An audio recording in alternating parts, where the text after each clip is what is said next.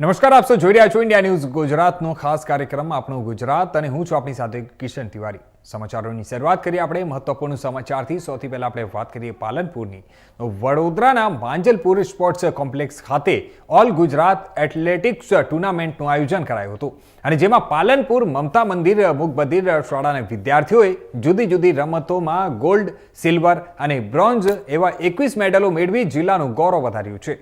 વડોદરાના Manjalpur sports complex ખાતે તારીખ 4 થી 6 ડિસેમ્બર દરમિયાન 12મો all Gujarat athletics tournament of the ડેપ રાજ્ય કક્ષાની રમતમાં સમગ્ર ગુજરાતમાંથી કુલ 250 વિદ્યાર્થીઓએ ઉત્સાહભેર ભાગ લીધો હતો અને આ પ્રતિષ્ઠિત ટુર્નામેન્ટમાં પાલનપુર શ્રવણવાડી મુકબધિર વિદ્યાલય મમતા મંદિરના 27 વિદ્યાર્થીઓએ આ વિવિધ ઇવેન્ટોમાં ભાગ લઈ અને સારું પ્રદર્શન કરી શાનદાર સિદ્ધિ હાંસલ કરી છે। વિદ્યાલયના વિદ્યાર્થીઓએ 21 મેડલો જીતી બનાસકાંઠા જિલ્લાનું નામ રોશન કર્યું છે, જેમાં 8 ગોલ્ડ મેડલ, 6 સિલ્વર મેડલ અને 7 બ્રોન્ઝ મેડલ મેળવી જિલ્લાનું નામ રોશન કર્યું છે। આ સિદ્ધિઓના કારણે વિદ્યાર્થીઓનો આત્મવિશ્વાસ પણ વધ્યો છે અને રમતગમત ક્ષેત્રે તેમને પ્રતિભાને અનોખી ઓળખ મળી છે। વિદ્યાલયના શિક્ષકો વિનયભાઈ, મનિન્દ્રભાઈ અને જે તમામ સ્ટાફ સહિત શાળાના પ્રિન્સિપલ દિલીપભાઈ મકવાણા અને શાળા ઇન્ચાર્જ નિયામક યતીનભાઈ જોશીએ વિદ્યાર્થીઓને પ્રોત્સાહન પૂરું પાડી અને આગળની રમત માટે શુભેચ્છાઓ પાઠવી હતી। વિદ્યા મંદિર ટ્રસ્ટ સંચાલિત માસણવાડી મુક બધિર વિદ્યાલયના વિદ્યાર્થીઓ 12મો ઓલ ગુજરાત એથ્લેટિક ટુર્નામેન્ટ જે માંજલપુર સ્પોર્ટ્સ કોમ્પ્લેક્સ બરોડા ખાતે યોજાયેલો હતો તેમાં આપણી શાળાના 27 બાળકોએ ભાગ લીધો। 27 બાળકોમાંથી 21 બાળકોએ મેડલો મેળવ્યા છે, જેમાં 8 ગોલ્ડ, 6 સિલ્વર અને 7 બ્રોન્ઝ મેડલ મેળવી કુલ 21 ઇનામો બાળકોએ મેળવ્યા છે અને જે હવે આગામી જાન્યુઆરી મહિનામાં અમદાવાદ ખાતે નેશનલ કક્ષાની સ્પર્ધા યોજાશે, તેમાં બાળકો ભાગ લેશે અને ત્યાં વિજેતા બની અને ઇન્ટરનેશનલ કક્ષાએ આ બાળકો જાય તેવી એમને અમારી શુભકામનાઓ। ખાસ ત્યાં બાળકોની એથ્લેટિક સ્પર્ધા, ગોળા ફેંક, ચક્ર ફેંક, બરછી ફેંક અને રિલે દોડ આ 4 ટુર્નામેન્ટો હતી બાળકોની, જેમાં બાળકોએ ખૂબ જ ઉત્સાહભેર ભાગ લઈ અને જે બાળકોને ઇનામ નથી મળ્યા એ બી બહુ નાના અંતરથી આપણે રહી ગયા છે, તો નેક્સ્ટ ટાઈમ આ બાળકો હજુ વધારે મેડલ લાવે તેવી અમારી શુભકામનાઓ।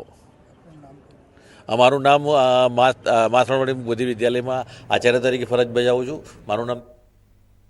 હવે આ તરફ આપણે સમાચારોમાં આગળ વાત કરીએ તો રાજસ્થાનનું કાશ્મીર કહેવાતું એવું માઉન્ટ આબુ આજે ફરી એક વખત શીતલહેરની અસરથી ઠંડીથી ઠૂઠવાઈ ગયું છે। તાપમાન સીધું જમવા બિંદુ એટલે કે 0 ડિગ્રી સુધી લૂંધાતા પર્યટકોમાં ભારે ઉત્સુકતા જોવા મળી રહી છે। બરફ તો હજુ સુધી નથી પડ્યો, પરંતુ પર્યટકો ઠંડીના અનોખા આનંદ તરબોળ થઈ રહ્યા છે। વાતાવરણ જે છે તે વિદોના જણાવ્યા પ્રમાણે આવતા દિવસોમાં માઉન્ટ આબુમાં બરફના સુંદર નજારા પણ જોવા મળી શકે છે। માઉન્ટ આબુ પશ્ચિમ ભારતનું એકમાત્ર એવો પર્વતીય પર્યટન સ્થળ છે કે જે દરેક સિઝનમાં પર્યટકોને આકર્ષે છે, પરંતુ ઠંડકના સમયમાં અહીંની મજા જ કંઈક અલગ હોય છે। સામાન્ય રીતે દર વર્ષે ડિસેમ્બરના મહિનામાં અંત ભાગમાં અને ક્રિસમસ બાદ માઉન્ટ આબુમાં ઠંડી ચરમસીમાએ પહોંચે છે। જાન્યુઆરીના પ્રથમ અઠવાડિયા સુધી પર્યટકોને કપકપી છોડાવી દે તેવી ઠંડી પડતી જોવા મળે છે, પરંતુ આ વખતની શિયાળાની શરૂઆત જ અનોખી રહી છે। નવેમ્બર મહિનામાં જ તાપમાન જમાવ બિંદુની નીચે ઉતરી ગયું હતું અને હવે ડિસેમ્બરમાં તાપમાન ફરીથી 0 ડિગ્રી પર આવી પહોંચ્યું છે અને આ પરિસ્થિતિએ પર્યટકોમાં વધુ ઉત્સાહ ફેલાવ્યો છે। ખાસ વાત એ છે કે માઉન્ટ આબુ અગાઉથી જ ગુજરાતના પર્યટકો માટે મનપસંદ ડેસ્ટિનેશન રહ્યું છે અને આ વખતે તો ગુજરાત ઉપરાંત હરિયાણા, મધ્યપ્રદેશ, દિલ્હી, પંજાબ અને હિમાચલ પ્રદેશમાંથી પણ મોટી સંખ્યામાં પર્યટકો માઉન્ટ આબુના આજે ઠંડા અને રોમાંચક માહોલમાં સમય વિતાવવા આવી રહ્યા છે। સરકારી ગેસ્ટ હાઉસ, હોટેલ્સ અને રિસોર્ટ્સ પર્યટકોથી હાઉસફુલ જોવા મળી રહી છે। સ્થાનાંતરિત વેપારીઓ પણ ખુશ છે અને સ્થાનિક વ્યવસાયને પણ ઠંડીનો આ વધારાનો જે સિઝન બમ્પર લાભ આપી રહ્યો છે। અમારા સંવાદદાતા નીલ એરણે માઉન્ટ આબુમાં હાજર હરિયાણા અને ગુજરાતથી આવેલા જે પર્યટકો હતા તે લોકો સાથે ખાસ વાતચીત કરી। તેઓએ જણાવ્યું કે આબુની ઠંડી મજા એકદમ હિલ સ્ટેશન જેવી અનુભૂતિ આપે છે અને 0 ડિગ્રીમાં ફરવાનો આનંદ તો અનોખો જ છે। તેઓ વાતાવરણવિદોનું અનુમાન છે કે આગામી દિવસોમાં બરફના હસીન નજારા પણ જોવા મળશે અને જેના કારણે પર્યટકોની સંખ્યા વધુ વધી શકે છે। माउंट आबू में जिस प्रकार से हमने कल कहा था कि कल 1 डिग्री पर तापमान था, लेकिन आज 1 डिग्री की और गिरावट आने के साथ में माउंट आबू का जो सुबह सुबह तापमान रहा है वो 0 पे रहा है। और अरावली की उच्चतम चोटी गुरु शिखर की बात करें, कुमारवाड़ा की बात करें, ओरिया की बात करें तो जमा बिंदु से 3 डिग्री नीचे तक तापमान रहा। लेकिन जिस प्रकार से माउंट आबू में हम बताते हैं कि धूप निकलती है और पर्यटक जो है माउंट आबू में नक्की लेक की ओर आने लगते हैं। अभी नक्की लेक पे हैं, हम हरियाणा से आए पर्यटकों से बात करना चाहेंगे। कैसा लग रहा है माउंट आबू आपको और किस प्रकार से? अच्छा लग रहा है, यहाँ ठंड बहुत ज्यादा है। ठंड बहुत ज्यादा है, लेकिन कैसा लग रहा है माउंट आबू अच्छा का? लग रहा है। हमें बहुत अच्छा लगा। हम यहाँ पे पीस पार्क देखने के लिए आए थे, ओम शांति पीस पार्क। बहुत बढ़िया मौसम है यहाँ का। कल आए थे हम गुरु शिखर जाके, वहाँ पे और ज्यादा ठंड है यहाँ से, क्योंकि हाई रह गया वो हाई पॉइंट है। कल आए थे हाँ। तो जिस प्रकार से आपने कैसे सर्दी में कैसे प्रोग्राम बनाया कि खाने पीने का मनोरंजन नहीं, रहता है? हम हिमाचल जाता रहता हूँ मैं, हिमाचल, इसलिए इस बार हमने सोचा राजस्थान की सर्दी इसलिए हम यहाँ पे आए हैं। हर बार हिमाचल जाते थे, लेकिन अब की राजस्थान के माउंट आबू की सर्दी देखने आए हैं। आप बताइए आपको कैसा लग रहा है? हाँ, आप बताओ बेटा कैसा लग रहा है माउंट आबू? यहाँ पे बहुत अच्छा लग रहा है। यहाँ पे बहुत ज्यादा ठंड है। जब मैं गुजरात में थी वहाँ पे इतनी नहीं है। गुजरात में थे तब नहीं है, लेकिन अब यहाँ पे ठंड लग रही है। हाँ। अच्छा, तो कैसा लग रहा है फिर भी? कहाँ पे हो अच्छा अभी लग आप? रहा है। माउंट आबू। नक्की लेक पे हो? हाँ। अच्छा, आप अभी- बताइए। हाँ, अभी हम नक्की लेक पे हैं और यहाँ का मौसम अभी टेम्परेचर सही है यहाँ पे। अभी मतलब ज्यादा ठंड नहीं है, लेकिन रात को बहुत ठंड हो गई थी। अभी हम गुजरात में रह रहे हैं, हरियाणा से हम। आप बताइए कि किस प्रकार से हरियाणा के और यहाँ के तापमान में किस प्रकार का असर रहता है?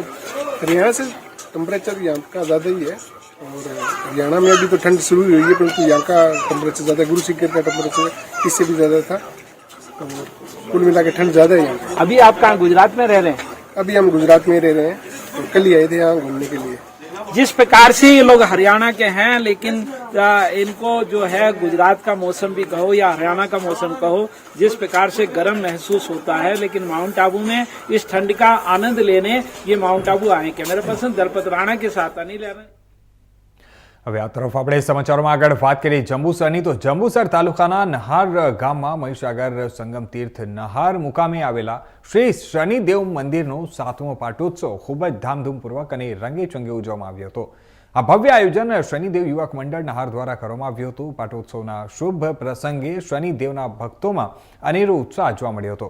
સવારે 8 કલાકે શનિદેવ મંદિરની મહાપૂજનનું આયોજન કરવામાં આવ્યું હતું, જેમાં સમગ્ર ગામના નવયુવકોએ શ્રદ્ધાપૂર્વક મહાપૂજાનો લાભ લીધો હતો। યુવક મંડળ દ્વારા મંદિરને ફુગ્ગા અને ફૂલોહારથી સુંદર રીતે શણગારવામાં આવ્યું હતું। સવારે 9 કલાકે લોક ડાયરાનું પણ આયોજન કરવામાં આવ્યું હતું અને જેમાં ગ્રામજનોએ ઉત્સાહભેર ભાગ લઈ અને ડાયરાની રમઝટ માણી હતી। આ ઉપરાંત સમગ્ર ગામ માટે મહાપ્રસાદનું સુંદર આયોજન પણ કરવામાં આવ્યું હતું। શ્રી શનિદેવ મહારાજની જય। આજ રોજ જંબુસર તાલુકાના નહાર ગામે શ્રી શનિદેવ મંદિરનો 7મો પાટોત્સવ ખૂબ જ દિવ્ય અને ભવ્યતાથી ઉજવાયો। એમાં સમસ્ત ગ્રામજનો તથા શનિદેવ યુવક મંડળ દ્વારા ખૂબ જ દિવ્ય અને ભવ્યતાથી 7મો પાટોત્સવ ઉજવાયો। એમાં દરેક તાલુકાના અને ગામના તમામ ભાવિક ભક્તોએ ખૂબ જ લાભ લીધો। સવારમાં 8 વાગે મહાપૂજાનું આયોજન કરેલ ને 9 વાગે ખૂબ જ દિવ્ય અને ભવ્યતાથી ડાયરાનું આયોજન કરેલ। શનિદેવ યુવક મંડળ દર સાલે પાટોત્સવનું ખૂબ જ સુંદર આયોજન કરે છે। તેમાં દર શનિવારે અહીંયા સરસ મજાનું ભંડારાનું આયોજન થાય છે। આથી તમામનો ખૂબ ખૂબ શનિદેવ મંદિરનો ખૂબ ખૂબ। તો હવે આપણે સમાચારોમાં આ તરફ આપણે આગળ વાત કરીએ તો રાજસ્થાનના કાશ્મીર રહ્યો માઉન્ટ આબુમાં શીતકાલીન તાલીમ સત્ર દરમિયાન તાપમાન માત્ર 1 ડિગ્રી સુધી પહોંચ્યો છતાં ગુજરાતની 110 બાળિકા એનસીસી કેડેટ્સ 10 દિવસીય બેસિક પર્વતારોહણ તાલીમ કેમ્પમાં ભાગ લીધો। આ તાલીમ કેમ્પ 29 નવેમ્બરથી ચાલી રહ્યો હતો અને આજે સવારે 7 વાગે ભવ્ય સમારોહ સાથે પૂર્ણ થયું। આ કેમ્પમાં તાલીમાર્થીઓને કઠિન પર્વતારોહણ ટેકનિક, રોક ક્લાઇમ્બિંગ અને શારીરિક સહનશક્તિનો અભ્યાસ કરવામાં આવ્યો હતો. ઉપરાંત 2020 ઓલિમ્પિક્સમાં આર્ટિફિશિયલ રોક ક્લાઇમ્બિંગનો જે અનુભવ પણ શેર કરાયો અને સ્પર્ધાનું આયોજન કરવામાં આવ્યું હતું. વિજેતાઓને ગોલ્ડ, સિલ્વર અને બ્રોન્ઝ મેડલથી સન્માનિત કરવામાં આવ્યા હતા. સંસ્થાની પ્રચારી અને હિમાલય એક્સપિડિશનની અનુભવી પર્વતારોહી રાજલ પટેલે તાલીમ કેમ્પનું નેતૃત્વ કર્યું. તેમણે વિજેતાઓને મેડલ પહેરાવ્યા અને અન્ય તાલીમાર્થીઓને પ્રમાણપત્ર આપી સન્માનિત કર્યા. રાજસ્થાન અને ગુજરાત સરકાર એનસીસી કેડેટ્સને નિઃશુલ્ક નિવાસ અને તાલીમની સુવિધા પૂરી પાડે છે, જેથી દેશભરના યુવાનો શારીરિક અને માનસિક રીતે મજબૂત બની શકે. આ તાલીમ કેમ્પમાં ગુજરાત રાજ્યની 110 બાળિકા એનસીસી કેડેટ્સ અને 8 અન્ય તાલીમાર્થીઓએ ભાગ લીધો હતો. ગયા મહિને રાજસ્થાનની 113 એનસીસી કેડેટ્સ પણ આ પ્રકારની તાલીમ લીધી હતી. અમારા સંવાદદાતા નીલ એરણે સંસ્થાની પ્રચારી રાજલ પટેલ અને વિજેતાઓ સાથે ખાસ સંવાદ કર્યો. जिस प्रकार से स्वामी विवेकानंद पर्वतारोहण संस्थान में प्रशिक्षण दिए जा रहे हैं और सर्दी का मौका है, चाहे माउंट आबू का 1 डिग्री तापमान हो, लेकिन उसके बावजूद जिस प्रकार से 10 दिनों तक इन्होंने बच्चों ने मेहनत की है और एनसीसी कैडेट हैं. पहले हमने राजस्थान के कैडेट बताए थे, अब गुजरात राज्य के कैडेट आए हैं जिन्हें भी गोल्ड मेडल आदि दिए गए हैं. हम बात करना चाहेंगे कि किस प्रकार का ये लोगों में उत्साह रहता है और क्या नाम उन्हें गोल्ड मेडल मिलता है. कहीं ना कहीं जी sir, definitely sir, gold medal मिलता है तो बहुत खुशी की बात होती है बच्चों के लिए. और उन बच्चों को हम चाहते हैं कि ये माउंट आबू के जो कोर्स में हमें कंपटीशन ऑर्गेनाइज किया था उसमें गोल्ड मेडल और सिल्वर और ब्रॉन्ज जीता है, और हम चाहते हैं कि बच्चे और भी दूसरी इवेंट में भी पार्टिसिपेट करें और वहाँ पर भी मेडल्स जीत के देश का नाम रोशन करें. यही हमारी जिस प्रकार से क्या क्या प्रशिक्षण दिया गया है इनको 10 दिन में. यहाँ पे 10 दिन की जो ट्रेनिंग थी वो बेसिक रॉक क्लाइंबिंग का कोर्स था, और ये गुजरात से आर्मी विंग से एनसीसी कैडेट्स आए हुए हैं. यहाँ पे हमारे पास जो गर्ल्स दिख रहे हैं वो गुजरात एनसीसी आई हुई है, और भी गर्ल्स आगे आने वाली है. और ये 10 दिन की ट्रेनिंग में इन्होंने क्लाइंबिंग, रैपलिंग, फॉरेस्ट में ट्रैकिंग भी किया हुआ है, और बहुत सारी नोट्स कैसे बांधते हैं वो भी उनको सिखाया गया है. इनका रिटन वाइवा और प्रैक्टिकल एग्जाम था. तो रॉक क्लाइंबिंग की एक प्रॉपर ट्रेनिंग दी गई है जिससे बच्चों का फिजिकली और मेंटली और उनका आत्मविश्वास बढ़े. ये हमारा लक्ष्य है, और ये माउंटेनियरिंग के प्रति जागृत बने और भी आगे माउंटेनियरिंग के कोर्स कर सके. इसलिए एक अच्छा प्लेटफॉर्म कोर्स कर दिया आगे जाकर. जिस प्रकार से पर्वतारोहण में गुजरात के कई बच्चे हिमालय का एक्सपीडिशन हो, एवरेस्ट का एक्सपीडिशन हो, कई उसमें भाग लेते हैं, और कहीं ना कहीं ये बच्चे आगे बढ़ के जो है आपने गोल्ड मेडल जीता, क्या कहना चाहिए? मुझे 10 दिन में बहुत बढ़िया 10 दिन दिया है, और मैं आर्टिफिशियल में गोल्ड मेडल लिया है. अब बताइए आपका हमें तो पता ही नहीं था कि यहाँ आकर मैं कर पाऊंगी और ऐसा मेडल मिलेगा. गुजराती में बोलो, कैसा लग रहा है आपको? मुझे बहुत अच्छा लगा. ये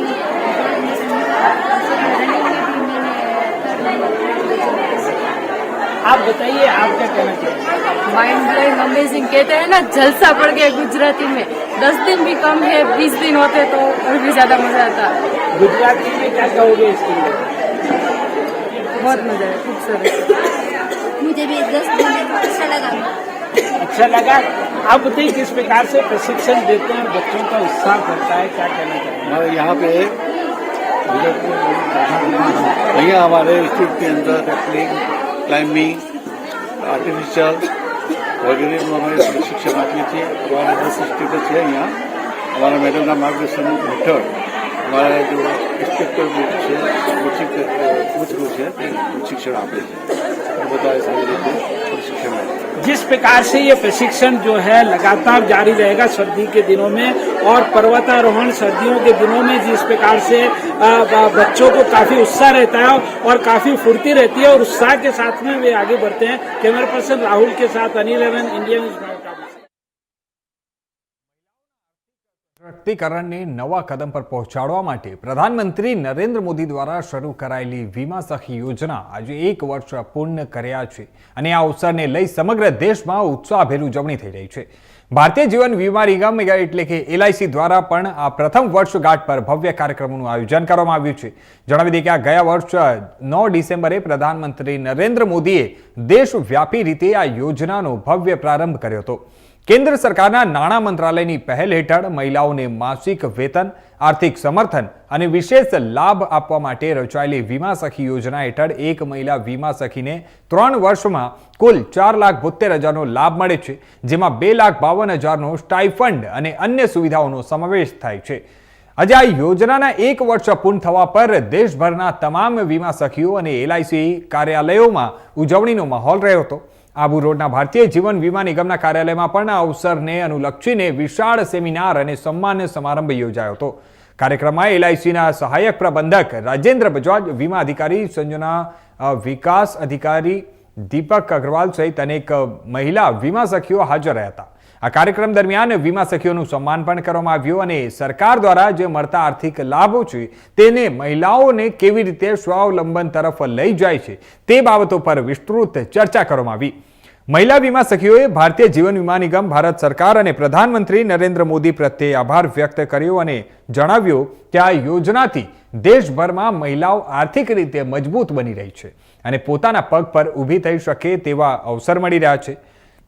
આ પ્રસંગે તમામ અધિકારીઓ અને વીમા સખીઓએ મળીને વર્ષગાંઠનો કેક કાપી અને આનંદ વ્યક્ત કર્યો હતો. अभी जैसे आज ही प्रथम वर्षगांठ बनाई गई है यहाँ पर बीमा सखी के लिए, और जो प्रधानमंत्री ने जो इसकी योजना निकाली है इससे कई महिलाएं आगे बढ़ रही है, आगे बढ़कर अपना योगदान दे रही है. इसके और लिए जिस मैं प्रकार से प्रधानमंत्री उनको को भी धन्यवाद देना चाहती हूँ. जिस प्रकार से उनको प्रति माह जो है राशि दी जा रही है इसके अंदर, और कहीं ना कहीं उनको कमीशन भी अलग दिया जाता है, तो दोनों ही लाभ मिल रहे हैं. क्या कहना चाहिए? इससे उनको आगे बढ़ने में भी प्रोत्साहन मिल रहा है और वाकई में ये चीजें जो हो रही है वो उनके भविष्य के लिए भी अच्छी है. हमारे प्रधानमंत्री जी ने पिछले वर्ष 9 दिसंबर को बीमा सखी योजना का लॉन्च किया था, जिसके लिए आज हमारी ब्रांच में 60 बीमा सखियां हैं और सभी महिलाओं में उत्साह है और उन्हें प्रति माह स्टाइपेंड के रूप में 7,000 रुपये प्रथम वर्ष में मिलने हैं. उस वजह से वो कार्य करने को भी इच्छुक है और अपने पैरों पर खड़ी होना चाहती हैं. उनके लिए बहुत अच्छा मौका है, वो आगे और भी प्रगति करें, इसलिए हम ये चाहते हैं कि उनमें उत्साह बना रहे और वो अपना कार्य करती रहे, जिससे कि जो प्रधानमंत्री ने अपनी ये योजना लागू की है तो उसका वो पूरा फायदा भी उठा सके और उसे आगे बढ़ा सके. आज ही के दिन 1 वर्ष पूर्व हमारे यशस्वी प्रधानमंत्री आदरणीय नरेंद्र मोदी जी ने एक महत्वाकांक्षी योजना हमारी महिला सशक्तिकरण के रिगार्डिंग LIC भारतीय जीवन बीमा निगम के माध्यम से एक योजना लॉन्च की थी, बीमा सखी. इस स्कीम के तहत LIC के माध्यम से हर बीमा सखी को प्रतिवर्ष हर माह 7,000 रुपये स्टाइपेंड के तौर पे दिया जाता है और साथ के साथ ही जो अतिरिक्त उनका नव व्यवसाय है उसके ऊपर उन्हें कमीशन प्रदान किया जाता है. ये एक बहुत ही महत्वाकांक्षी और LIC की बहुत अच्छी योजना है, जिसके माध्यम से हमारी माता बहनें, नारी शक्ति अपने पैरों पे खड़ा हो पा रही है और यशस्वी प्रधानमंत्री जी की एक महत्वाकांक्षी योजना एक सही दिशा में कदम. ચાલો હવે સમાચારોમાં તરફ આપણે આગળ વાત કરીએ તો દક્ષિણ ગુજરાતના વલસાડ જિલ્લામાં વાપી નજીક આવેલા લવાચા ગામની પવિત્ર ભૂમિ પર તીર્થધામ પંચદેવ મંદિર અને પ્રેમ કુટીર નામના ભવ્ય આધ્યાત્મિક, સામાજિક અને સેવા આધારિત પ્રોજેક્ટનું નિર્માણ આરંભ થવા જઈ રહ્યું છે. આ દૈવી સંકલ્પના અંતર્ગત તેવું શાશ્વત તીર્થ સ્થળ ઊભું કરવાનું લક્ષ્ય છે, જ્યાં જાતિ, ધર્મ કે સંપ્રદાયના ભેદ વિના દરેક ભક્ત શાંતિ અને ભક્તિનો અનુભવ કરી શકે. કૌશલ્યા દેવી અગ્રવાલ ચેરિટેબલ ટ્રસ્ટ દ્વારા મંદિર માટે 2 એકડ જમીન અર્પિત અને સમર્પિત કરવામાં આવી છે. સંકુલમાં શ્રી ખાટુ શ્યામજી, શ્રી સાલાસર બાલાજી, શ્રી રામ દરબાર, શ્રી રાધાકૃષ્ણ, શ્રી રાણી સતી દેવી તથા શ્રી મહાદેવ પરિવારના દિવ્ય દરબારો સ્થાપિત થવાના છે. સાથે ભારત માતા, નવગ્રહ અને ગૌશાળાનું પણ આયોજન કરાયું છે. આ પ્રોજેક્ટના ભાગરૂપે 5 થી 11 ડિસેમ્બર 2025 દરમિયાન ભવ્ય જે કાર્યક્રમ યોજાશે, જેમાં 108 પંડિતો દ્વારા જમીન શુદ્ધિકરણ, પર્યાવરણ પર્યાવરણ અને વૈદિક જે વિચારોથી એને સંપન્ન કરવામાં આવશે. અને ત્યારે પદ્મભૂષણ જગતગુરુ શ્રી રામભદ્રાચાર્યજી મહારાજનું પણ પાવન માર્ગદર્શન અને ઉપસ્થિત કાર્યક્રમને આધ્યાત્મિક ઊંચાઈ આપશે. આ સંકુલમાં પ્રેમ કુટીર હેઠળ વરિષ્ઠ નાગરિકો માટે આશરે 90 રૂમ, યોગ ધ્યાન કેન્દ્ર, સમુદાય ભોજનાલય અને સેવાભાવી વાતાવરણ ઉપલબ્ધ થશે.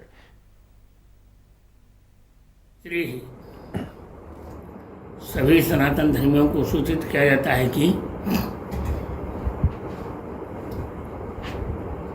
गुजरात के वलसाड जिले के वापी नामक कस्बे के भवानी मंदिर के समक्ष बन रहे पंचदेव मंदिर के शिलान्यास के उपलक्ष्य में मैं आगामी 10 दिसंबर से 16 दिसंबर पर्यंत वापी में उपस्थित रहकर श्री रामचरितमानस में पंचदेव विषय पर कथा प्रवचन करूंगा. आप अधिकाधिक संख्या में आकर कथा का लाभ लीजिए. हूँ सूचित करूँ छूँ कि आगामी 10 दिसंबर थी 16 दिसंबर सुधी मारी कथा वापी वलसाड में थवानी छे. विषय रहશે માનસમાં पंचदेव. आप સૌ अधिक संख्या में आवीने कथाનો लाभ लो. जय श्री सीताराम. હવે સમાચારોમાં આ તરફ આપણે આગળ વાત કરીએ વડોદરાની. તો વડોદરા પાલિકાનો ગેરકાયદેસરના દબાણો પર સપાટો જોવા મળ્યો છે. ભરચક વિસ્તાર એવા કડક બજારમાં પાલિકાએ સપાટો બોલાવ્યો. ગેરકાયદેસરના શાકભાજીની લારીઓ પર જે પથરારીઓ જે છે તે ટ્રાફિક જામ થતો હતો અને રાહદારીઓને કડક બજારમાંથી પસાર થવું દુશ્વાર થઈ ગયું હતું. ત્યારે પાલિકાએ ગેરકાયદેસરના દબાણો સામે લાલ આંખ કરી અને દબાણો દૂર કર્યા છે. પાલિકાએ 2 ટ્રક ભરી ગેરકાયદેસરના લારી ગલ્લાઓ અને પથ્થરોનો મુદ્દામાલ કબજે કર્યો છે.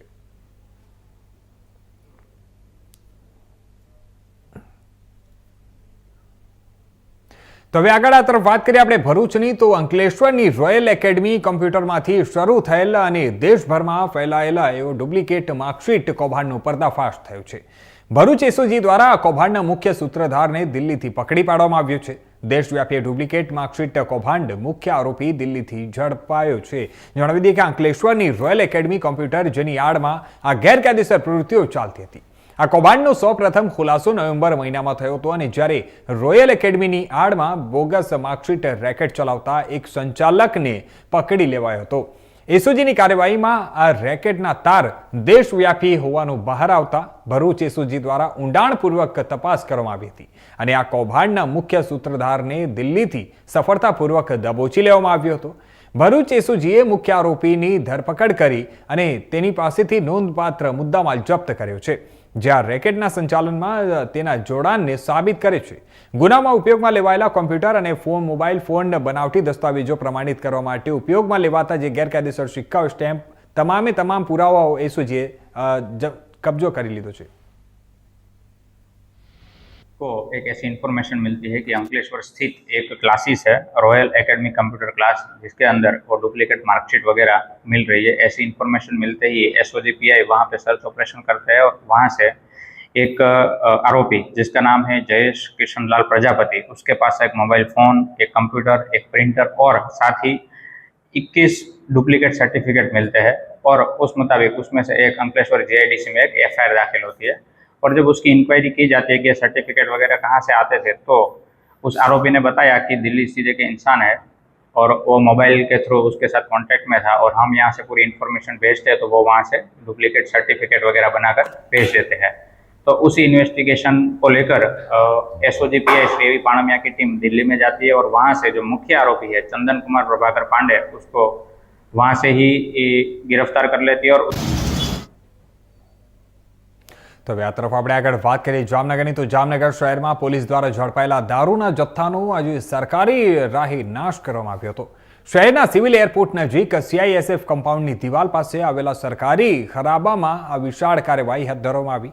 છેલ્લા વર્ષોમાં શહેરની જુદી જુદી પોલીસ ટીમોએ ઇંગ્લિશ દારૂની મોટી સંખ્યામાં બોટલો કબજે કરી હતી અને જેના નાશ માટે આજે ખાસ આયોજન કરવામાં આવ્યું હતું. જામનગર જિલ્લાના SP ડોક્ટર રવિ મોહન સૈનીના માર્ગદર્શન હેઠળ city A, city B, city C division સાથે રેલવે પોલીસની સંયુક્ત ટીમોએ જે પકડેલો દારૂ હતો તે જથ્થાનો નાશ કરાયો છે. શહેર ડિવિઝનના જેટલા પણ city A, B, C police station છે એ ત્રણેય પોલીસ સ્ટેશનના અગાઉના પ્રોહિબિશનના લગતા ગુનાઓમાં જે મુદ્દામાલમાં કોર્ટ તરફથી મંજૂરી મળેલી છે અથવા તો કોર્ટમાં સ્પેશિયલ કેસ થયેલા છે એ તમામ કેસોને મળીને મુદ્દામાલ જેમાં મંજૂરી આવી ગઈ છે તેનો મુદ્દામાલ કુલ બોટલ આશરે 8,604 જેટલી બોટલ્સ છે અને જેની કિંમત આશરે 30 લાખ જેટલી કિંમત છે. આ તમામ બોટલનો મુદ્દામાલનો નાશ આજરોજ શહેર પ્રાંત અધિકારી એની હાજરીમાં અત્રે સિટી C ડિવિઝન પોલીસ સ્ટેશનના વિસ્તારમાં કરવામાં આવી રહ્યો છે અને જે પણ આ કાર્યવાહી છે એ સુપરવિઝન હેઠળ ચાલી રહી છે. તો આ હતા અત્યાર સુધીના મુખ્ય સમાચારો. વધુ સમાચારો માટે જોતા રહેજો ઇન્ડિયા ન્યૂઝ ગુજરાત.